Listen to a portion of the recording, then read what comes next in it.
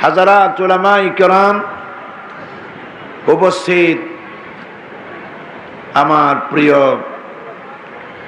সম্মানিত মানিকগঞ্জবাসী ভাইয়েরা, পর্দার আড়ালের মা ও বোনেরা, সুপ্রিয় সাংবাদিক বৃন্দ, আসসালামু আলাইকুম ওয়া রাহমাতুল্লাহি ওয়া বারাকাতুহু।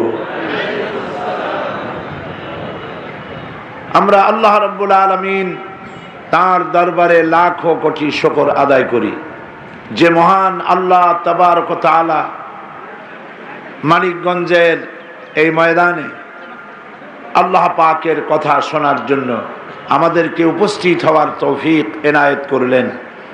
সেই মনিবের দরবারে শুকরগুজার হচ্ছি, কালিমাতুশ শুকর আদায় করছি, সকলে পড়ছি আলহামদুলিল্লাহ। আজকের মাহফিলে আসতে পেরে আপনারা বেজার না খুশি? অল্প না বেশি?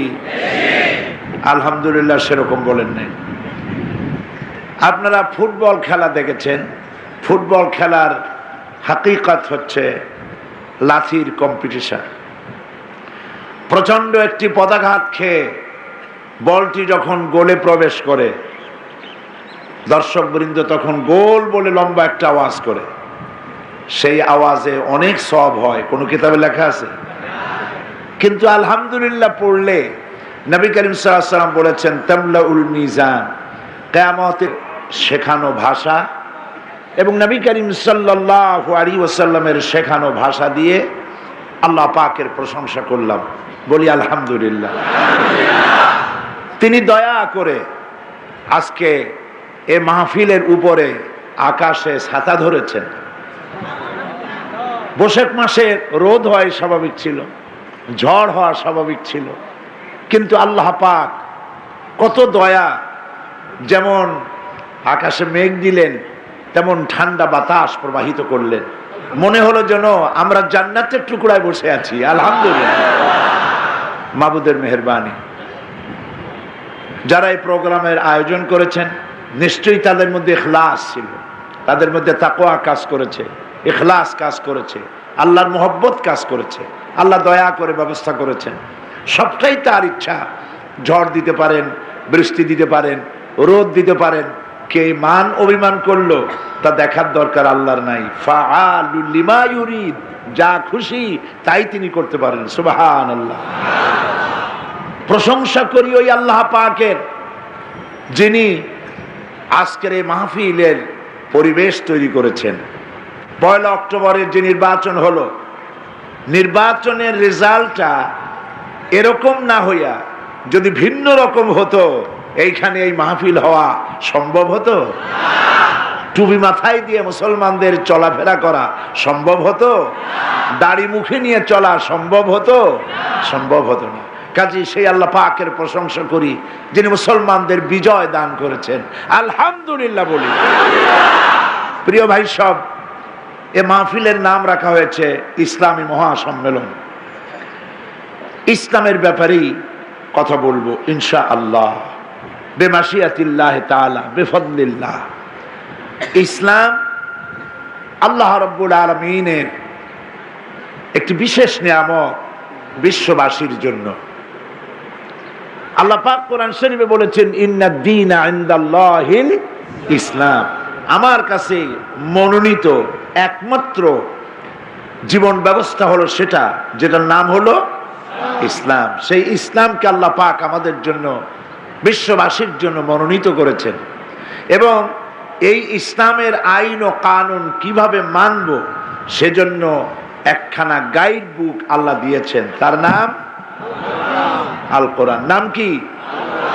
কোরআন। হয়তো বুঝতে ভুল করব, ভালো করে বুঝবো না, সেই জন্য কোরআনের একটা মডেল দরকার। এই জন্য আল্লাহ পাক মুহাম্মদ রাসূলুল্লাহ সাল্লাল্লাহু আলাইহি ওয়াসাল্লামকে দিয়েছেন কোরআনের মডেল করে। তিনি আমাদের প্রতি ইহসান করেছেন। কোন জিনিসকে সিক্রেট করে রাখেন নাই, ওপেন সিক্রেট, সব খুলে খুলে বলে দিয়েছেন। ডান দিকের পথ এটা, এ পথের নেতৃত্ব দিয়েছে নবীরা, এই ডান দিকে যাও। যেতে যেতে একদিন লাস্ট ডেস্টিনেশন জান্নাতে পৌঁছতে পারবে। আর এটা বাম দিক, আসহাবুশ শিমাল, এটা বাম দিক, এর রাস্তাটা আঁকা বাঁকা, এর নেতৃত্ব দিয়েছে শয়তান। এই পথে চলতে গেলে শয়তানের নেতৃত্বে জাহান্নামে চলে যাবে। দুটি পথই আল্লাহ বলে দিয়েছেন, আর মানুষকে সম্মান দিয়েছেন। তাই চন্দ্র সূর্যের মতো বাধ্য করা হয়নি এভাবে ঘোরার জন্য। মানুষকে বাধ্য করা হয়নি যে তোমাকে দিবারাত্রির মতো, চাঁদ সূর্যের মতো তুমি বাধ্য। তোমার ইখতিয়ার, তুমি ইচ্ছে করলে আমার পথেও চলতে পারো, ইচ্ছে করলে শয়তানের পথেও চলতে পারো। বিবেক একটা দেওয়া হয়েছে, প্রিন্সিপাল, একটা বিবেক। এই বিবেক তোমাকে বলে দেবে কোনটা ভালো কোনটা মন্দ। সেই বিবেকটাকে সঠিক পথে পরিচালিত করার জন্য আল্লাহ পাক কোরআন দিলেন, নবী মুহাম্মদ রাসূলুল্লাহ সাল্লাল্লাহু আলাইহি ওয়াসাল্লামকে দিলেন। প্রিয় ভাই সব, ঘরোয়াভাবে যেভাবে মানুষ আলোচনা করে, আমি এইভাবে মানিকগঞ্জে ঘরোয়া পরিবেশে কিছু কথা বলতে চাই। সেটি হলো এই, মুহাম্মদ সাল্লাল্লাহু আলাইহি ওয়াসাল্লাম যখন পৃথিবীতে এলেন তখন যে সমাজটা ছিল, সেই সমাজটা ভালো ছিল না খারাপ ছিল? খুবই খারাপ ছিল। কতটা খারাপ? তারা চুরি করত, ডাকাতি করত, জেনা করত, বদমাশি করত, যার কারণে ওই সমাজটাকে আমরা বলি ডেজ অব ইগনোরেন্স, আমরা বলি অন্ধকারাচ্ছন্ন, কুসংস্কারাচ্ছন্ন, আইয়ামে জাহিলিয়াত বলি, ঠিক কিনা বলি? কিন্তু আমরা যতটা ওদেরকে খারাপ মনে করি, আসলে কি ওরা এতই নির্বোধ, এতই মাথা খারাপ, এতই খারাপ ছিল? না, যতটা মনে করি এতটা খারাপ ছিল না। তাদেরও বুদ্ধি ছিল, জ্ঞান ছিল। কতটা বুদ্ধি ছিল? রাস্তা দিয়ে একটা উট গেল, একটা ঘোড়া গেল, একটা হাতি গেল। ওই রাস্তায় পরবর্তী সময় ওই সমাজের লোকেরা এসে বালির উপরে ঘোড়াটির, গাধাটির, উটটির পদচিহ্ন দেখে বলতে পারত উটটি, গাধাটি, ঘোড়াটি পুরুষ জাতীয় না স্ত্রী জাতীয়। এটা কি নির্বোধের ব্যাপার না বুদ্ধিমানের ব্যাপার? তাহলে বোঝা গেল বুদ্ধি ছিল। সেই যুগের লোক একেবারে নিরক্ষর ছিল না। ওই যুগের নাম করা কবি, বলেন তো নামটা কি?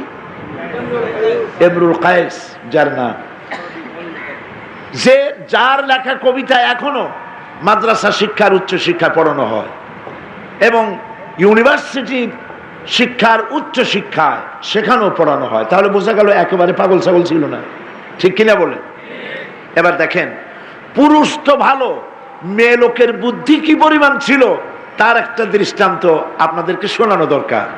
যে কবির নাম নিলাম, ওই ইমরুল কায়েস একদিন রাস্তা দিয়ে যাচ্ছিল। তার অনেক শত্রু ছিল, প্রতিমধ্যে দুই শত্রু তারে ধরলো, তোমাকে মেরে ফেলে দেবো। সে বেচারা বহুত কাকুতি মিনতি করলো, কোনো কাকুতি মিনতি কাজ হবে না, মারবই। ইমরুল কায়েস যখন মনে করলো যে আমার বাঁচার কোনো পথ নাই, তখন সে বলল, ঠিক আছে, আমার দুইটা মেয়ে আছে, আমাকে মারার পর আমার মেয়ে দুটিকে এই কথাটা একটু শোনাই আসবা, এ ব্যাপারে রাজি হবা? বললো, যা বলো, কি শোনাবো? ইমরুল কায়েস বলল, আমাকে হত্যা করার পর আমার মেয়ে দুটির কাছে গিয়ে বলবে, ইয়া বানাতি ইমরুল কায়েস ইন্না আবাকুমা। ওরা মনে করলো যে এতে তো কোনো অসুবিধা নাই। এর অর্থ দাঁড়ালো এই, হে ইমরুল কায়েসের মেয়েরা, নিশ্চয়ই তোমার পিতা। তো নিশ্চয়ই তোমার পিতা কি?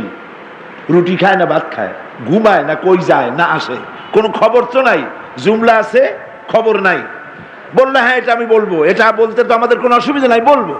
এরপরে তারা কবিকে মারলো, মেরে বালির মধ্যে গেড়ে দিল। তারপরে এরা চলে গেল ওয়াদা পালন করার জন্য। ইমরুল কায়েসের বাড়ি গিয়ে বললো, মেয়েরা কই? মেয়েরা বেরিয়ে এলো, বললো যে তোমার পিতার সাথে রাস্তায় দেখা হয়েছিল, তারপরে তোমার পিতা আমাদেরকে এই কথাটা শোনায় দিল, যেটা আমি পড়লাম, এটা শোনায় দিল। শোনা মাত্রই মেয়ে দুটি আর্তনাদ করে কেঁদে উঠলো। তাদের কান্নার আওয়াজে আশেপাশের বাড়ি ঘর থেকে পুরুষ লোক, মেয়ে লোক সব এসে বাড়ি ঘেরাও করে ফেললো। ওরা জিজ্ঞেস করলো, মেয়েদেরকে চিল্লাও কেন? কয় যে এই দুইটা লোক আমার পিতাকে হত্যা করেছে। তোমরা কি দেখছো? না দেখি নাই। কোনো সাক্ষী আছে? না সাক্ষী নেই। সাক্ষীও নাই, দেখো নাই, বুঝলা কেমনে? মেয়ে দুটি বলল যে এই দুটি লোক আমার পিতার সাথে নাকি ওদের দেখা হয়েছে, আমার পিতা এদেরকে বলেছে আমাদেরকে বলার জন্য, ইয়া বানাতি ইমরুল কায়েস ইন্না আবাকুমা। লোকেরা বলছে এতে তোমার পিতা হত্যা করা হয়েছে, সেই ধরনের কোনো কথা তো নাই। মেয়েরা বলল, এই লাইনের দ্বিতীয় লাইন কি হওয়া উচিত তা আমরা বুঝি। প্রথম লাইন, আমার বাবা যদি এরকম বলে থাকেন ইয়া বানাতি ইমরাউল কাইস ইন্না আবাকুমা, তাহলে দ্বিতীয় লাইন হবে কাদ কুতিলা ওয়া কাতিলুহু লাদাকুমা, অর্থাৎ নিশ্চয়ই তোমার পিতা নিহত আর হত্যাকারীরা দুজনই তোমাদের সামনে উপস্থিত। কি মনে করেন, বেকুব ছিল? ওই সমাজ বেকুব ছিল, আহাম্মক ছিল? এতটা নির্বোধ, এতটা বেকুব ছিল না যতটা নির্বোধ আর বেকুব আমরা মনে করি। একটা জিনিসের অভাবে তারা চুরি করত, ডাকাতি করত, জেনা করত, হত্যা করত, ধর্ষণ করত। যে অভাবে আজও পৃথিবীতে হত্যা হয়, ধর্ষণ হয়, দুর্নীতি হয়, সেই জিনিসটি হলো একটি জ্ঞানের অভাব। সেই জ্ঞানটি হলো ওহির জ্ঞান। সেই জ্ঞানটি কার?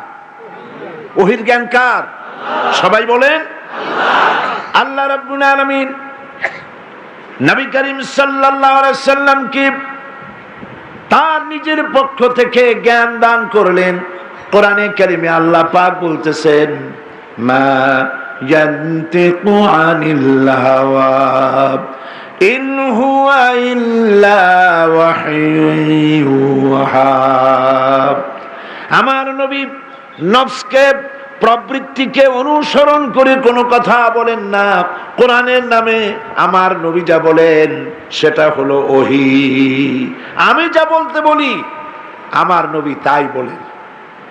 কোরআন শরীফের ভেতরে যত কথা আছে বিসমিল্লাহ থেকে শুরু করে সূরা নাস পর্যন্ত সমস্ত কথাগুলি কার? আল্লাহর নাম নিতে কোনো অসুবিধা নাই তো? জোরে সোরে বলেন কোরআনের মধ্যে সমস্ত কথাগুলি কার? এই কোরআন হচ্ছে আল্লাহ পাকের পক্ষ থেকে এলো। 23 বছর সময় লাগলো। কয় বছর লাগলো? 23 বছর। কোরআন আমরা মনে করেছি তাবিজের কিতাব। আমাদের কপালটা পুড়লো কোন জায়গা দিয়া তা কি আমরা আলোচনা করব না? আমরা মার খাই কোন জায়গা দিয়া, সে পয়েন্টগুলি আমাদেরকে পয়েন্ট আউট করতে হবে। আমাদেরকে দেখতে হবে কোথায় কোথায় মার খাইলাম। কোরআনকে আমরা মনে করেছি তাবিজের কিতাব, তদবিরের কিতাব। তাই হুজুরদের কাছে জনগণ যায় কোন সময়?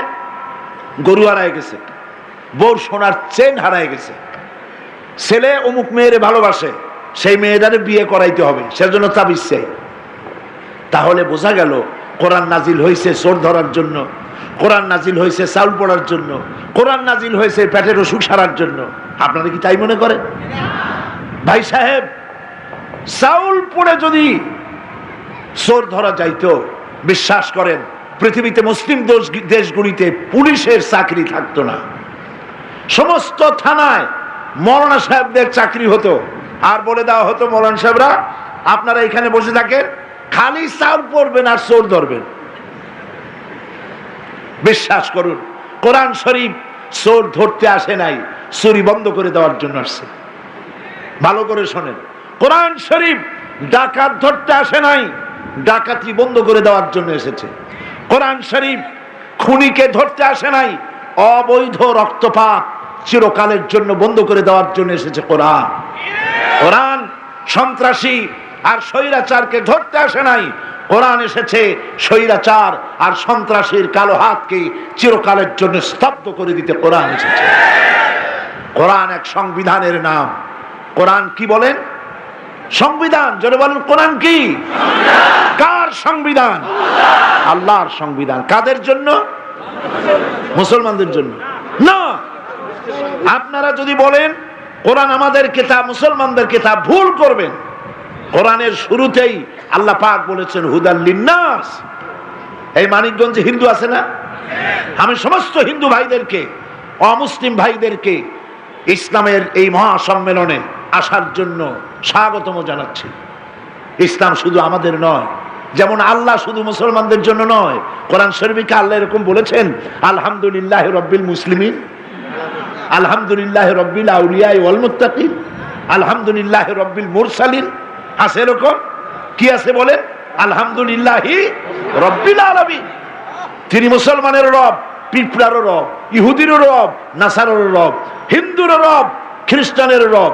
যা কিছু সৃষ্টি, সমস্ত সৃষ্টির স্রষ্টা আল্লাহ রাব্বুল আলামিন। আর তার কাছ থেকে এসেছে কোরআন। কোরআন সম্পর্কে আমাদের ধারণা স্পষ্ট হয়ে যাওয়া উচিত। কোরআন আল্লাহ, আচ্ছা চিল্লায় বলেন তো, এই পৃথিবীটা কার? আমি সমস্ত মুসলমানদের কাছ থেকে জবাব চাই, এই পৃথিবীটা কার? আকাশ কার? এ জমিন কার? এ মানুষ কার? আইন চলবে কার? আল্লাহ পাকের। সোজা কথা, ইনিল হুকম ইল্লা লিল্লাহ, আইন চলবে কেবলমাত্র আল্লাহ পাকের। তাই তিনি একটি আইনের কিতাব দিলেন, সেই কিতাবের নাম হলো আল কোরআন, কোরআন শরীফ, সংবিধান। আমাদের দেশে একটি সংবিধান আছে যা 1972 সনে রচিত হয়েছে, ঠিক না? আর এখন চলো কোন বছর? 2002 সাল। 72 থেকে 2002 সাল পর্যন্ত আমাদের সংবিধানে কোনো পরিবর্তন আসছে নাকি আসে নাই? বলে কতবার পরিবর্তন হয়েছে? বহুবার, মানে জানা না থাকলেই বহুবার বলতে হয়। নাম্বার বলতে পারেন নাই, 13 বার হয়েছে। আমি পুরা মার্ক আপনাদের দিতে পারলাম, 13 বার। ভবিষ্যতে হবে না? ভবিষ্যতে আরো সম্ভাবনা আছে। আচ্ছা কেন সম্ভাবনা আছে বলেন তো? শুধু আমাদের না, পাকিস্তান বলেন, ইন্ডিয়া বলেন, ব্রিটিশ বলেন, আমেরিকা বলেন, পৃথিবীর যে কোনো দেশের সংবিধান অ্যামেন্ডমেন্ট হবে। কারণ সংবিধান যারা বানায় তাদের কাছে জ্ঞানের উৎস অথবা কাল হলো তিনটা। একটা হলো অতীত, একটা ভবিষ্যৎ, আর একটা হলো বর্তমান। মানুষ অতীতকে ভুলে যায়, ভবিষ্যৎ জানেই না, আর বর্তমান সম্পর্কে সিদ্ধান্ত নিতে গিয়ে ভুল করে। এই হলো জ্ঞান মানুষের। তো ভবিষ্যৎ জানে না, সেই জন্য সংবিধান রচনা করে, আর খালি ভুল হয়, সমানে ভুল হয়, আর কাটাকাটি করা লাগে। এবার বলেন কোরআন শরীফে অ্যামেন্ডমেন্ট কয়বার হয়েছে? যারা জবাব দিলেন না তারা কি সন্দেহ করছেন? কোরআন শরীফে অ্যামেন্ডমেন্ট কয়বার হয়েছে? ভবিষ্যতে কয়বার হবে? একবারও হবে না। কারণ কোরআন নামক সংবিধান যিনি দিয়েছে তার কাছে 3 কাল না, তার কাছে 1 কাল। তার কাছে 1 কাল। তার কাছে অতীত কাল বলে কোনো কাল নাই, ভবিষ্যৎ কাল বলতে কোনো কাল নাই, সবটাই তার কাছে বর্তমান কাল। সেই আল্লাহ রাব্বুল আলামিন কোরআন নাযিল করেছেন। সুবহানাল্লাহ। এই কোরআন দিয়ে এক সময় গোটা পৃথিবী, আমরা গোটা পৃথিবীর অর্ধেকটা পৃথিবী মুসলমানেরা শাসন করেছিল। সুবহানাল্লাহ বলেন। আর সেই মুসলমান পৃথিবীতে, আমি যদি প্রশ্ন করি পৃথিবীতে সব থেকে মার খায় কারা বেশি, কি জবাব দেবেন বলেন? আজ একজন নির্বাচিত প্রেসিডেন্ট, প্যালেস্টাইনের প্রেসিডেন্ট, নির্বাচিত প্রেসিডেন্ট ইয়াসির আরাফাত, অভিশপ্ত ইহুদি জাতি তাকে ঘেরাও করে রেখেছে। বিদ্যুৎ নাই, পানির ব্যবস্থা নাই, মোমবাতি জ্বালাইয়া অফিস পরিচালনা করছে।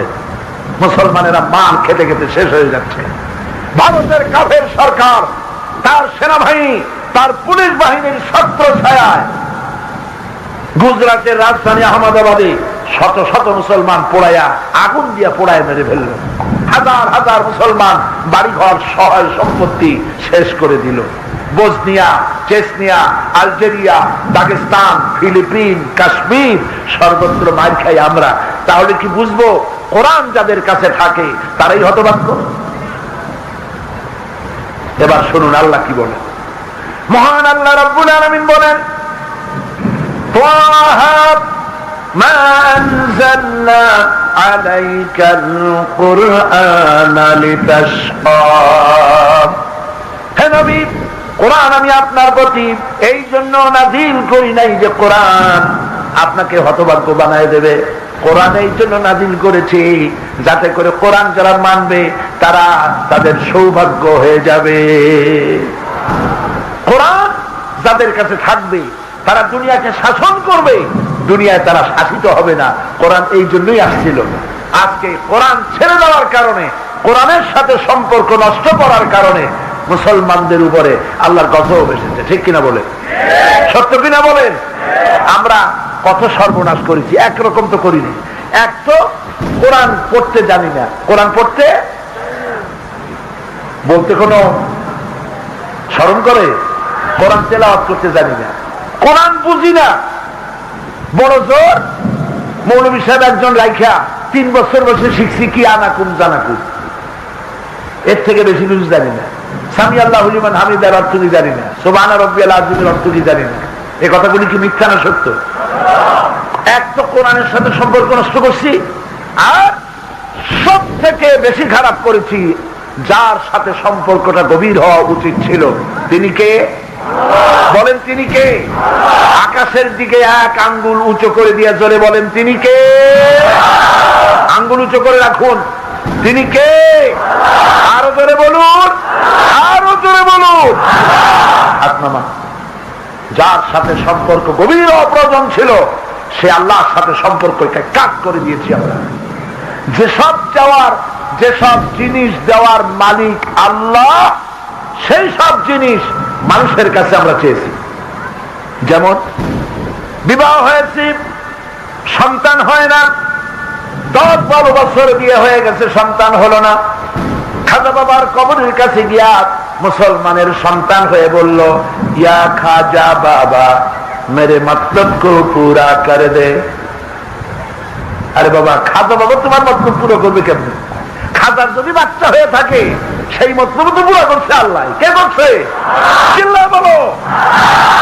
খাজা মঈনুদ্দিন চিশতি রহমতুল্লাহ আলাইহি, শাহজালাল রহমতুল্লাহ আলাইহি, হযরতে বড় পীর আব্দুল কাদের জিলানী রহমতুল্লাহ আলাইহি, তার কাছে এই দেশ থেকে লোকেরা যায় কবর জিয়ারত করতে। যায় কিনা? কর জোরে বলেন, যায় কিনা?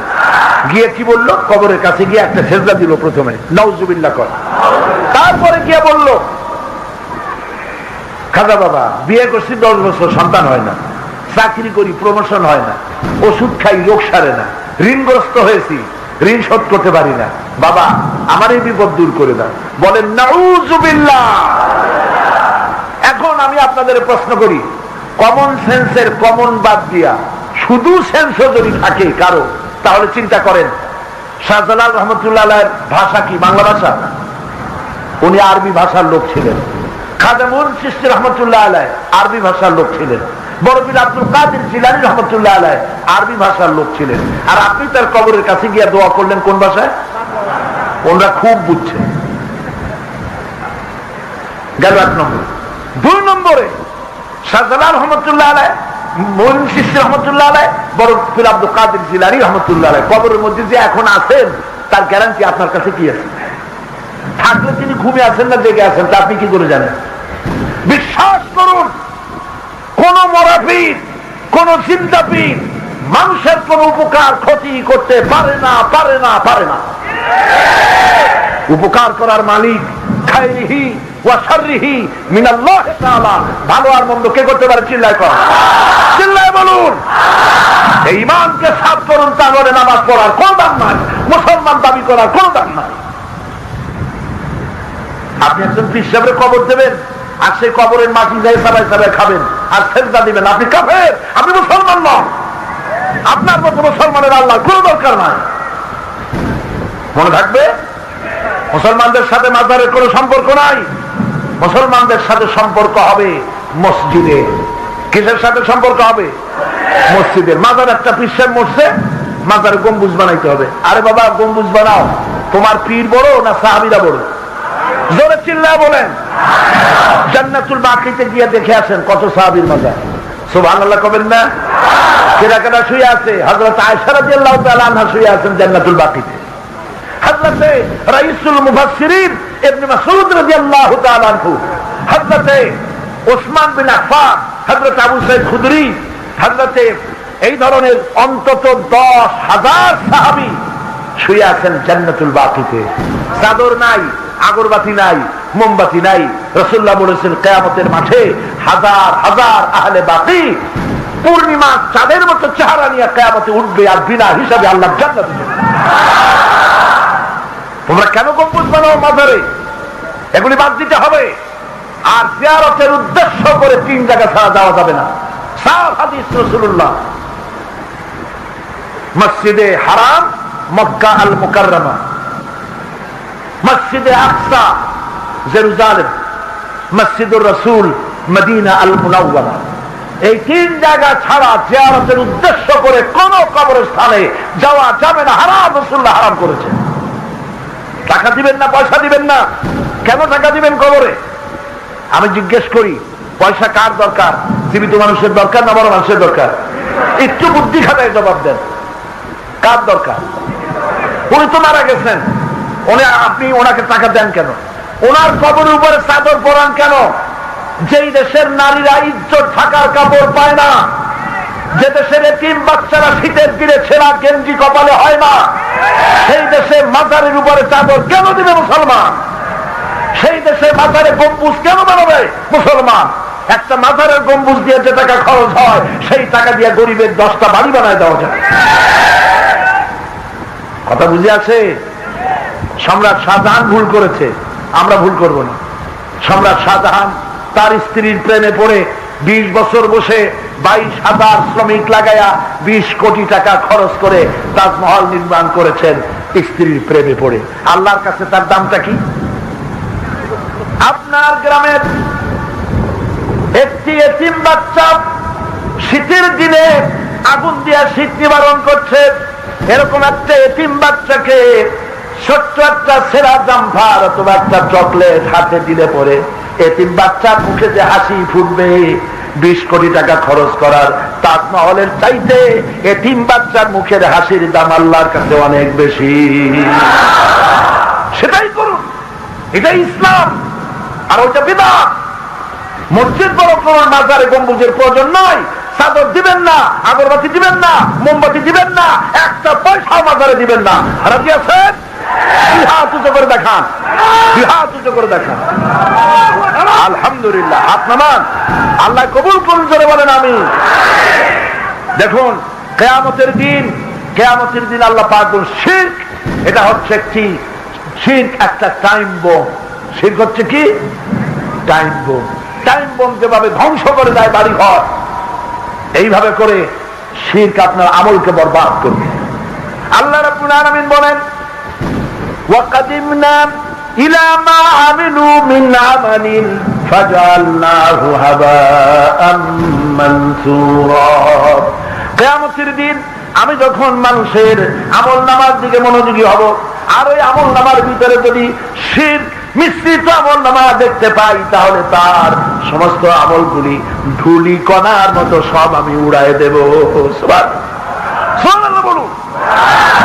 বোমা যেমন বিল্ডিং কে উড়িয়ে দেয়, ধুলা কণাটা পরিণত করে দেয়, সেইভাবে করে আপনার শিরক, সামান্যতম শিরক আপনার জীবনের নামাজ, রোজা, হজ, যাকাত, দাড়ি, টুপি সব ধ্বংস করে দেবে। নাউযুবিল্লাহ। আকীদা সাফ করুন। আমার ভালো আমার মন্দ আল্লাহ ছাড়া কেউ করতে পারে না। পারবেন করতে? তাহলে আবার কপাল ভালো হবে। যদি আমাদের আকীদা সাফ করতে পারি, ভালো মন্দ সব আল্লাহর পক্ষ থেকে হবে, তাহলে আল্লাহ পাক আমাদেরকে সাহায্য করবেন। বলেন আলহামদুলিল্লাহ। নবী করিম সাল্লাল্লাহু আলাইহি ওয়াসাল্লাম মক্কি জিন্দেগিতে ইসলামের তাওহীদের দাওয়াত দিলেন, রিসালাতের দাওয়াত দিলেন, আর আখিরাতের কথা বললেন। তাওহীদ হচ্ছে আল্লাহর একত্ববাদ, রিসালাত হচ্ছে মুহাম্মদ সাল্লাল্লাহু আলাইহি ওয়াসাল্লাম আমাদের নেতা। আমাদের নেতা কে? মুহাম্মদ সাল্লাল্লাহু আলাইহি ওয়াসাল্লাম। আমাদেরকে অনুসরণ করতে হবে মুহাম্মদ সাল্লাল্লাহু আলাইহি ওয়াসাল্লামকে। আর কারণ কোন নেতা কি ধরনের কোট গায়ে দিতে, ওই কোট আমারও পরা লাগবে, সবাই কেয়ার করি, প্রশ্নই ওঠে না। মুসলমান জামা গায়ে দেবে সেরকম যেরকম রাসূলুল্লাহ পড়েছেন। সুবহানাল্লাহ বলো। মুসলমান দাড়ি রাখবে সেভাবে যেভাবে রাসূলুল্লাহ রেখেছেন। নবীর দাড়ি আর কবির দাড়ি এক জিনিস নয়, ঠিক কিনা বলেন? কার্ল মার্কসের দাড়ি ছিল, ম্যাক্সিম গোর্কির দাড়ি ছিল, রবীন্দ্রনাথ ঠাকুরেরও দাড়ি ছিল। আমাদের দাড়ি কি ওইরকম হবে? না। আমরা মোষ আর দাড়ি সব মিলাইয়া একটা কিম্ভূত কিমাকার হইতে পারি না। মোষের জ্বালায় মুখ এমন ঢাকা ঢেকেছে, আপনি 2 ঘন্টা তাকায় থাকলেও বুঝতে পারবেন না লোকটা হাসে না কান্দে। আমি তো এরকম করতে পারবো না। রাসূল তিনি হচ্ছেন লাকাদ কানা লাকুম ফি রাসূলিল্লাহি উসওয়াতুন হাসানাহ। মহত্তম আদর্শ কেবলমাত্র তোমার রাসূল। আমার তোমার পীর কি জাতীয় পাগড়ি পরেছে আমার দেখার কোনো দরকার নয়। আমার দেখার দরকার আমার রাসূলুল্লাহ কিভাবে পাগড়ি পরেছেন। সুবহানাল্লাহ বলো। রাসূলুল্লাহ কিভাবে নখ কেটেছেন, নখ কাটা থেকে শুরু করে রাষ্ট্র পরিচালনা পর্যন্ত শিখিয়েছেন মুহাম্মদুর রাসূলুল্লাহ সাল্লাল্লাহু আলাইহি ওয়াসাল্লাম। রাসূলের আদর্শ অনুসরণ করলে মুরগির ফার্ম থেকে শুরু করে জাতিসংঘ পর্যন্ত সবটা যোগ্যতার সাথে চালানো যায় যদি রাসূলের আদর্শ অনুসরণ করা যায়। নবী করিম সাল্লাল্লাহু আলাইহি ওয়াসাল্লাম মক্কি জিন্দেগিতে মানুষ তৈরি করলেন, নিজের চরিত্র দিয়ে। যুদ্ধ করে তিনি দেশ জয় করেন নাই, ভুল ধারণা। রাসূলুল্লাহ যুদ্ধ করে, মারামারি করে, হাত কাঁচা, ঠ্যাং কাঁচা ইসলাম চালু করেন নাই। রাসূলুল্লাহ ইসলাম চালু করেছেন, ইসলামকে বিজয়ী ভূমিকায় নিয়ে এসেছেন কি দিয়ে? তার অনুপম চরিত্র মাধুর্য দিয়ে। সুবহানাল্লাহ বলেন। তার চরিত্র দেখে মানুষ পাগল হয়ে গিয়েছে। সুবহান। মানুষের চরিত্র এত ভালো হতে পারে, সারা জীবনে একটি মিথ্যা কথা তিনি বলেন। মদিনা মুনাওয়ারা এবার এলেন, আল্লাহ পাক একটি দোয়া শিখালেন। আল্লাহ পাক বলেন, নবী বলেন, রব্বি আদখিলনি মুদখালা সিদকিন ওয়া আখরিজনি মুখরাজা সিদকিন ওয়াজআলনি মিন লাদুনকা সুলতানান নাসীরা। আল্লাহ পাক বলেন, নবী আপনি বলেন, আয় আল্লাহ আমাকে সত্যের সাথে ঢুকাও, আমাকে সত্যের সাথে বের করো, আর তোমার পক্ষ থেকে আমাকে সুলতানে নাসির দান করো। দুনিয়ার সব মুফাসসিরিন একমত, সুলতানে নাসির মানে হলো রাষ্ট্রশক্তি। সুলতানে নাসির মানে রাষ্ট্রশক্তি। আল্লাহ তোমার পক্ষ থেকে আমাকে রাষ্ট্রশক্তি দাও। কে শিখাইতেছে? আল্লাহ নিজে শিখালেন।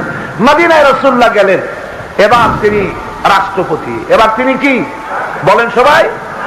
রাষ্ট্রপতি। সংবিধান ছিল কোনটা? কোরআন। কোরআন সংবিধান চালু করে দিলেন নবী করিম সাল্লাল্লাহু আলাইহি ওয়াসাল্লাম। চুরি বন্ধ হলো, ডাকাতি বন্ধ হলো। এগুলি কি গল্প না বাস্তব? সবাই বলেন, গল্প না বাস্তব? চুরি বন্ধ, ডাকাতি বন্ধ, জেনা বন্ধ, হত্যা বন্ধ, ধর্ষণ বন্ধ। মানুষ দরজা খুলে ঘুমাবার সুযোগ পেল। সুবহান। আজ আমার দেশেও ধর্ষণ, সন্ত্রাস ইত্যাদি আছে, আছে না? পৃথিবী জুড়ে আছে, আছে না? এগুলি মানুষের তৈরি করা আইন দিয়ে এগুলি বন্ধ করা যাবে না। এগুলি বন্ধ করতে হলে কোরআনের আইন লাগবে। কিসের আইন লাগবে? কোরআনের আইন। সপ্তম সংসদে আমি বক্তৃতা করেছিলাম, গত সংসদে, সপ্তম সংসদ, যখন প্রধানমন্ত্রী আজকের বিরোধী দলের নেত্রী, আমি তার সামনে বলেছিলাম, বারবার মক্কা শরীফে আপনারা যান, সেখান থেকে আপনারা আনেন কি? আসার সময় আপনারা আনেন আতর আর পাথর, সুরমার খুরমা, আর কয়েকখান যায় না মাছ, ঠিক কিনা? আমি বলেছি, আপনারা কি চোখে দেখেন না এই জায়গা সম্পর্কে আল্লাহ কি বলেছেন? আওয়ালাম ইয়ারাও আন্না জাআলনা হারামান আমিনান। তোমরা কি দেখো না এই হারামকে আমি কিভাবে নিরাপত্তার শহর বানিয়েছি? ওই সময় যখন তামাম পৃথিবী জুড়ে হত্যা, ধর্ষণ, চুরি, ডাকাতি হচ্ছে, সেই সময় আমার হারাম শরীফকে কিভাবে নিরাপত্তার শহর বানালাম। ওয়ামান দাখালাহু কানা আমিনান। যেই ঢুকলো হারামে সেই নিরাপত্তা লাভ করলো। সুবহানাল্লাহ বলে। আমি পার্লামেন্টে ওয়াজ করতেছিলাম, তদানীন্তন স্পিকার হুমায়ুন রশিদ চৌধুরী সাহেব আজ মারা গেছেন, আল্লাহ তাআলা মাফ করুন। তিনি আমাকে বললেন, মৌলানা সাহেব আপনি তো ওয়াজ করতেছেন পার্লামেন্টে। আমি বললাম, ওয়াজ করার জায়গাই তো এইটা, কারণ আপনারা তো ওয়াজ শুনতে চান না, আপনাদেরই শোনাইতে হবে ওয়াজ।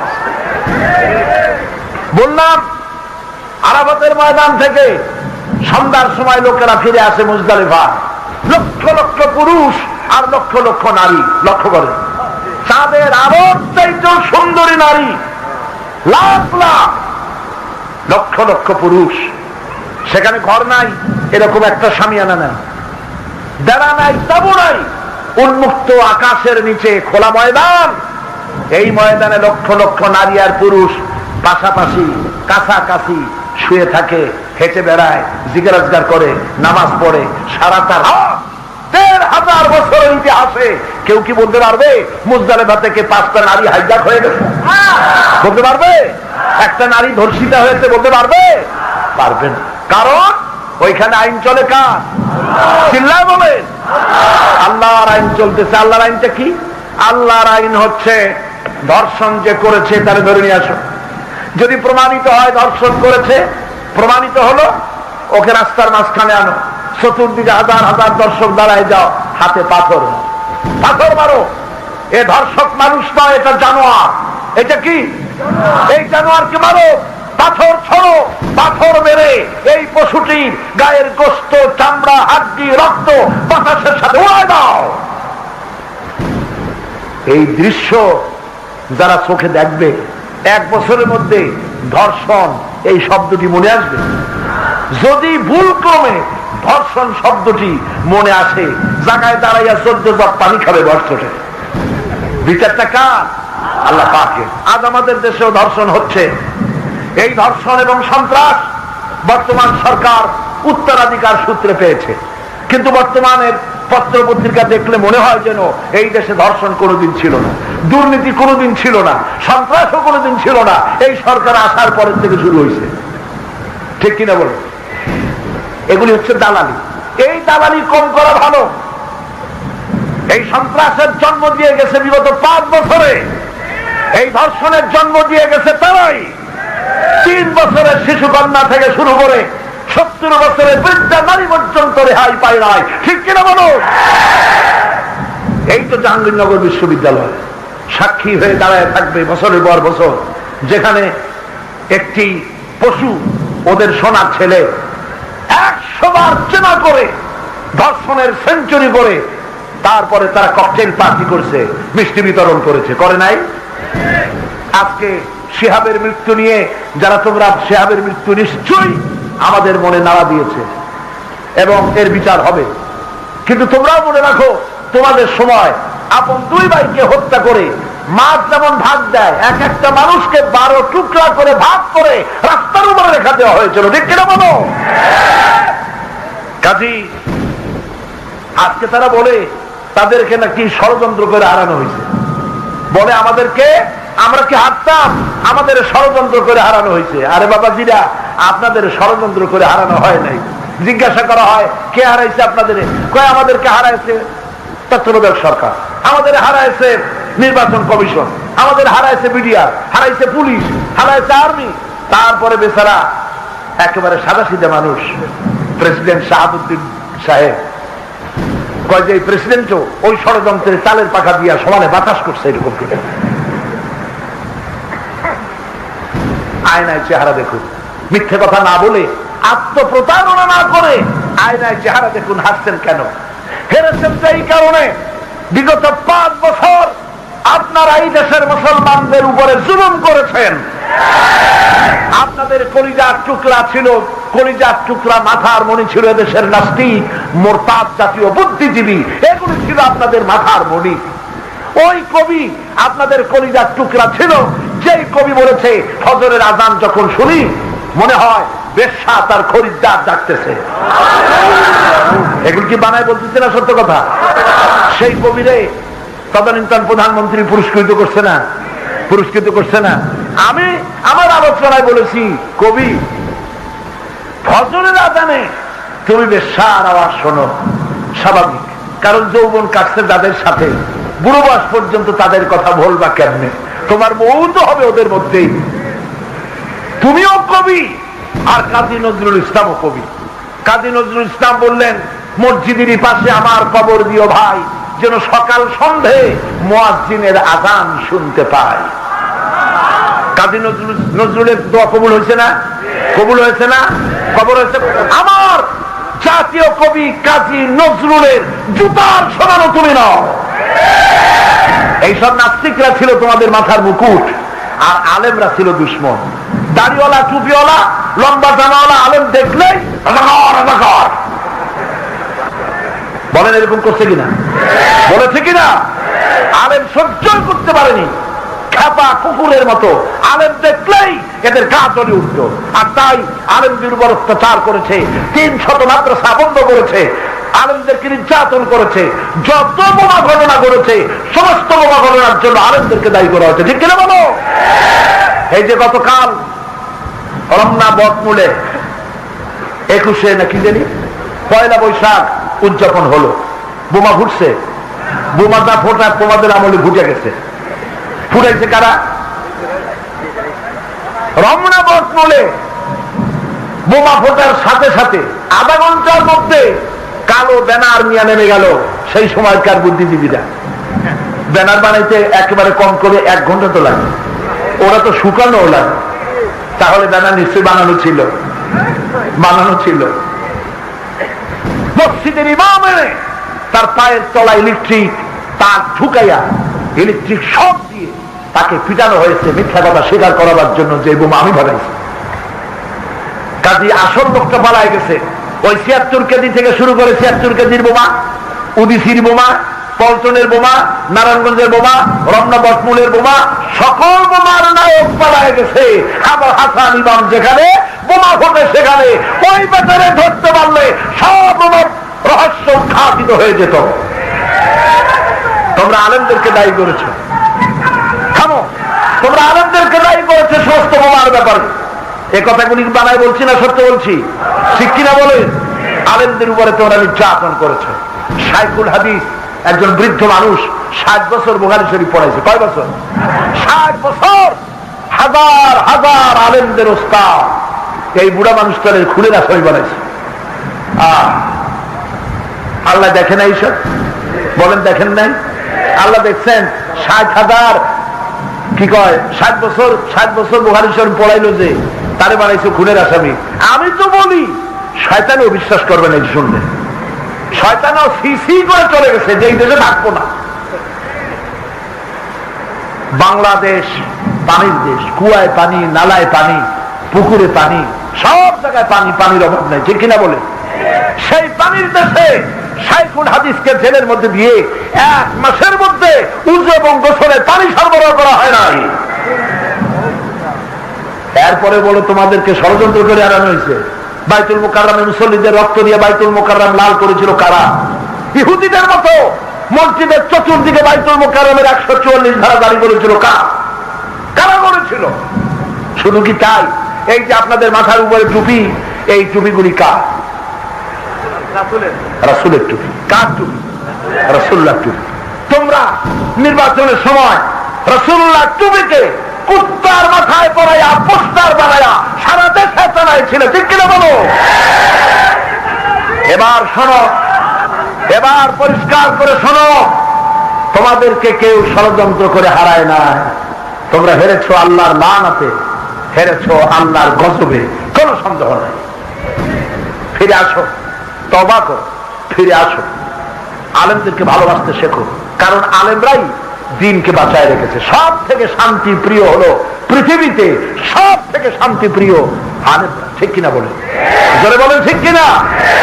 আর এই 5 বছর তারা সমস্ত মাদ্রাসাগুলিকে তালেবান আর হরকতুল জিহাদ আর কি জানি লাদেন বাহিনীর আড্ডাখানা বানাইছিল মাদ্রাসাগুলিকে। নাউজুবিল্লাহ বলেন। প্রিয় ভাই সব, আজ আবার দেশকে, এই দেশে সাম্প্রদায়িকতা নাই, এই দেশে হিন্দু মুসলমান মারামারি নাই। কথা কি মিথ্যা না সত্য? আচ্ছা আপনারাই আমাকে জবাব দেন, বাংলাদেশে হিন্দু মুসলমান কমিউনাল রায়ট বলতে যা বুঝায়, হিন্দু মুসলমান মারামারি কয়বার হয়েছে বলেন? একবারও হয়েছে? 1947 সালে ব্রিটিশ থেকে আমরা রাজ্যের ভাগ হয়ে আলাদা হয়ে গেলাম। 1947 থেকে নিয়ে 2002 সাল পর্যন্ত বাংলাদেশে হিন্দু মুসলমান সাম্প্রদায়িক দাঙ্গা একবারও হয় নাই। আর ভারতে হয়েছে পর্যন্ত 18,000 বার। এই জন্য আমি বলি, ভারতের প্রধানমন্ত্রী অটল বিহারী বাজপেয়ী, তোমার মন্ত্রী সভা নিয়ে বাংলাদেশে আসো, আমরা দাওয়াত দিই।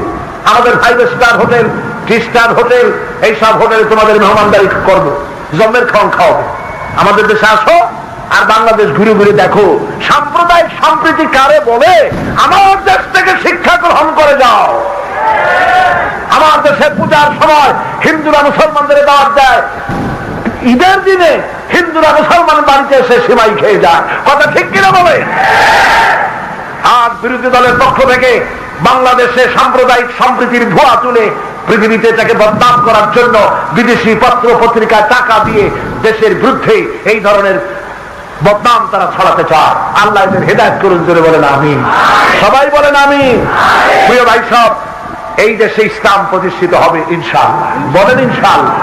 বর্তমান সরকার ইসলামের পক্ষের সরকার, আলহামদুলিল্লাহ বলেন। তবে সন্ত্রাসী এখনো আছে, আছে না? আমি আমার ডিসিকে, এখানে তো আমার হুকুম চলবে না, আমার এলাকায় চলবে।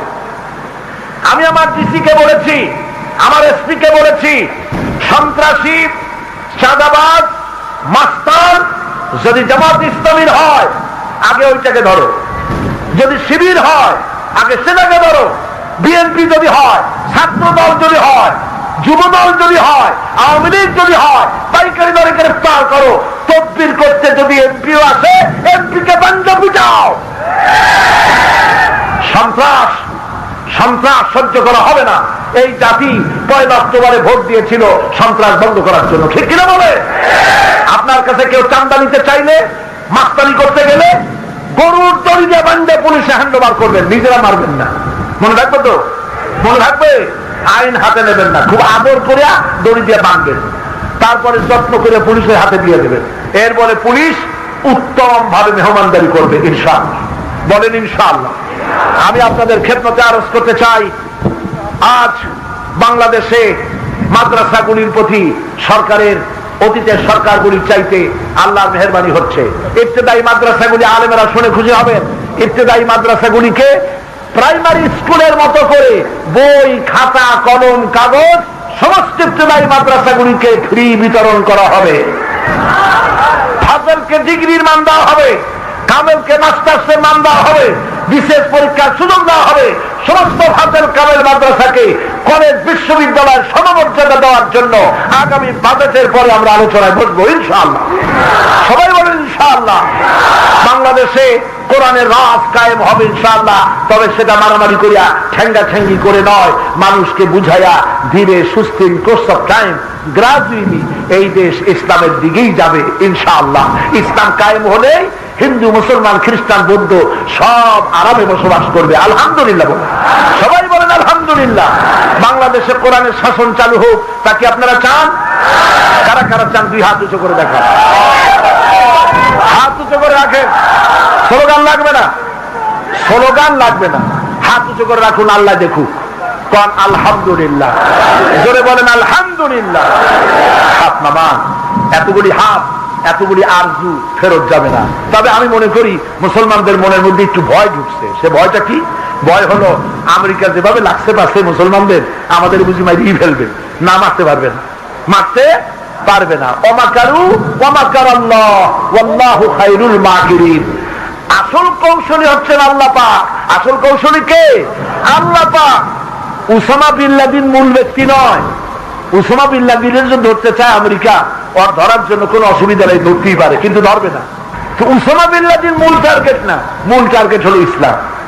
তাই তারে ওদের কাছে লেটেস্ট প্রযুক্তি যেটা, সেটা হলো 50,000 ফিট উপরে উড়িয়া ওরা পৃথিবীতে যদি একটা লেবুর মতো জিনিস গলায়, তাও ওরা দেখতে পায়। সেখানে উসামা কোথায় পালায় তা দেখতে পায় না, ধরবে না। বলবে কি, উসামারে পাইলাম না আফগানে, পাকিস্তানে ঢুকছে, তোর পাকিস্তান, মার পাকিস্তান। এরপরে বলবে পাকিস্তানে পাইলাম না, ঢুকছে ইরানে, তোর ইরাক, ইরানেও পাই নাই, ঢুকছে ইরাকে, মার ইরাক। একটা একটা করে ধরবে, কিন্তু কিছু করতে পারবে না। বলেন ইনশাআল্লাহ। কারণ কাজ আর এক রকম হইতেছে। সেটা কি বলবো? সেটা হলো এই, কয়েকদিন আগে আমেরিকার কয়েকজন লোকের সাথে আমার দেখা হলো। তারা আমাকে বললেন, আমি জানতে চাইলাম আমেরিকার অবস্থা। তারা আমাকে বললেন 11ই সেপ্টেম্বর টুইন টাওয়ার ভাঙার পর থেকে নিয়ে পর্যন্ত আমেরিকার কোরআন হাদিস যা বিক্রি হয়েছে, গত 50 বছরে এত কোরআন হাদিস ইসলামী সাহিত্য বিক্রি হয় না। জিজ্ঞেস করলাম কারণ কি? ওরা বললো আমেরিকানদের মনে ধারণা হয়েছে কোরআন মানি বোমা, কোরআন মানি সন্ত্রাস, কোরআন মানি মারামারি, কোরআন মানি তালেবান, কোরআন মানি উসামা বিন লাদেন। তো কোরআনের মধ্যে এত ভালো ভালো বোমা বানানো শিখায়, এরকমের সন্ত্রাসী বানায়, তো দেখি না কোরআনে আছে কি? যেখানে যে বোমা হয় সব জায়গায় তো দায়ী করে মুসলমানদের, ঠিক কিনা? মৌলবাদ, সন্ত্রাস, হাবিজাবি এগুলি বলে। কোরআন পড়া আরম্ভ করলো, তারা হাদিস পড়া শুরু করলো, ইসলামী সাহিত্য পড়া শুরু করলো। আমেরিকার লোকগুলি আবার বললো 11ই সেপ্টেম্বর থেকে নিয়ে এই পর্যন্ত আমেরিকা ইসলাম কবুল করার রেশিও বিগত বছরগুলির তুলনায় 4 গুণ বেড়ে গেছে। জানি কই? অসম্ভব নয়। যে হারে মুসলমান হচ্ছে আমেরিকায়, আমার বিশ্বাস, আমি আল্লাহর এক নগণ্য গোলাম, আমার বিশ্বাস রাশিয়া যেমন আফগানকে ভাঙতে এসে নিজে ভেঙে গেছে, মুসলমানদেরকে মারতে এসে আমেরিকার কপালও পুড়বে। কারণ হলো সন্ত্রাস দমন তো আমরাও চাই, আপনারা চান কিনা কর, কিন্তু সন্ত্রাস কি শুধু মুসলমান? হিন্দুদের মধ্যে সন্ত্রাসী নাই, ইহুদিদের মধ্যে নাই, খ্রিস্টানদের মধ্যে নাই। সব দুধের দোয়া তুলসী পাতা, আর মুসলমান সন্ত্রাসী, মার মুসলমানদের বেটাদের। আল্লাহর মেহেরবানি, ওদের ঘরের মধ্যে এখন মুসলমান তৈরি হওয়া শুরু হয়েছে।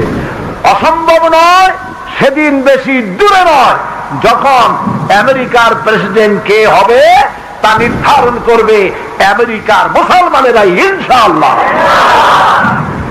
প্রিয় ভাই সব, ভয় পাওয়ার কারণ নাই। ইউরিদুনা লিইউতফিউ নূরাল্লাহি বিআফওয়াহিহিম ওয়াল্লাহু মুতিম্মু নূরিহি ওয়ালাউ কারিহাল কাফিরুন। ওরা চায় মুখে ফু দিয়ে আল্লাহর আলো নিভায় দেবে। আল্লাহ কয় যে আমি আমার আলোকে পূর্ণতা দান করবো। সুবহানাল্লাহ। 1978 সনে জীবনের প্রথম আমি আমেরিকা সফর করেছিলাম। তখন নিউ ইয়র্কে আমি দেখেছিলাম মসজিদ ছিল 3টা কি 4টা। আর এই গত জুন মাসে মাহফিল করে এলাম, গত জুন মাসে দেখে আসলাম শুধু নিউ ইয়র্ক সিটিতে 700 মসজিদ হয়েছে। আমেরিকা 22টা স্টেট, তার একটা স্টেটে 700 মসজিদ। চিন্তা করতে পারেন, যে গ্রেট ব্রিটেনে 125 বছর আগে মসজিদ ছিল একটা, সেই গ্রেট ব্রিটেনে এখন মসজিদ 9000 ছাড়াই দিয়েছে। ঠেকাইতে পারবি না। আল্লাহ পাক তার ইসলামের বিজয় দান করবেন। প্রিয় ভাই সব, ঐক্যবদ্ধ থাকুন। আওয়ামী লীগের ভাই, অন্যান্য দলের ভাই, সব ভাইকে বলি, দেশকে আপনারা ভালোবাসেন বলেন, কিন্তু প্রমাণ হয় না। বিদেশের পত্রিকায় নিজের দেশের বদনাম, ক্ষমতা যাওয়ার লোভে এইভাবে কাজ আপনারা করেন না। 1 অক্টোবরের নির্বাচনে হেরে যাওয়ার গ্লানি, পরাজয়ের গ্লানিতে দেশের বিরুদ্ধে এগুলি করবেন, এগুলি ঠিক নয়। মারামারি বন্ধ করুন, ঐক্যবদ্ধ থাকুন, সন্ত্রাস বন্ধ করুন। 5 বছর পর্যন্ত যদি ঐক্যবদ্ধ থাকা যায়, নির্বাচন আবার আসবে। আপনারা যদি ভালো আমল করেন, আলেমদেরকে সম্মান করেন, মাদ্রাসাকে ভালোবাসেন, সত্যিকারের মুসলমান বলে পরিচয় দিতে পারেন, দলীয়করণ, পিতৃকরণ, বংশীয়করণ, বদভ্যাস যদি বাদ দিতে পারেন, ইনশাআল্লাহ আপনাদের দিকে লোকেরা সম্মানের সঙ্গে তাকাইলেও তাকাইতে পারে হয়তো। আল্লাহ জানে ভালো কি হবে। সুতরাং আমি বলতে চাই, ঐক্যবদ্ধ থাকুন, এদেশে ইসলাম প্রতিষ্ঠা হবে ধীরে ধীরে, ইনশাআল্লাহ। বলেন ইনশাআল্লাহ। আমি শুরু করেছিলাম ইসলাম দিয়ে। ইসলামই হচ্ছে একমাত্র পৃথিবীর মানুষের জন্য বেঁচে থাকার রক্ষা কবচ। যদি দুনিয়া শান্তি চাই, আখিরাতে শান্তি চাই, ইসলামকে জানতে হবে। ইসলাম জানার জন্য কোরআন জানতে হবে, হাদিস জানতে হবে। আল্লাহ পাক আমাদের সকলকে কোরআন বোঝার তৌফিক দিক, হাদিস বোঝার তৌফিক দিক। হিন্দু, মুসলমান, খ্রিস্টান, বৌদ্ধ সব যেন মিলেমিশে এই দেশটাকে অসাম্প্রদায়িক দেশ হিসাবে, মডারেট কান্ট্রি হিসাবে পৃথিবীর বুকে যেন আমরা সম্মানের সাথে বাঁচতে পারি, সমৃদ্ধি পাই, সুখ পাই। আল্লাহ যেন মেহেরবান হন আমাদের প্রতি, এই কামনা করি। আমি আপনাদের কাছ থেকে বিদায় নিচ্ছি। আমি ছোট্ট মানুষ, গুনাহগার মানুষ, যা কিছু বললাম যদি কারো মনে কোনো ব্যথা লেগে থাকে, আল্লাহর রাস্তায় আমাকে মাফ করে দিবেন। আর যা শুনলেন, যা শুনালাম, আল্লাহ আমারে এবং সকলকে আমল করার তৌফিক দান করুন। হাযা মা ইনদি ওয়াল ইলমু ইনদাল্লাহ আলাইহি তাওয়াক্কালতু ইলাইহি উনীব। আসসালামু আলাইকুম ওয়া রাহমাতুল্লাহি ওয়া বারাকাতুহু।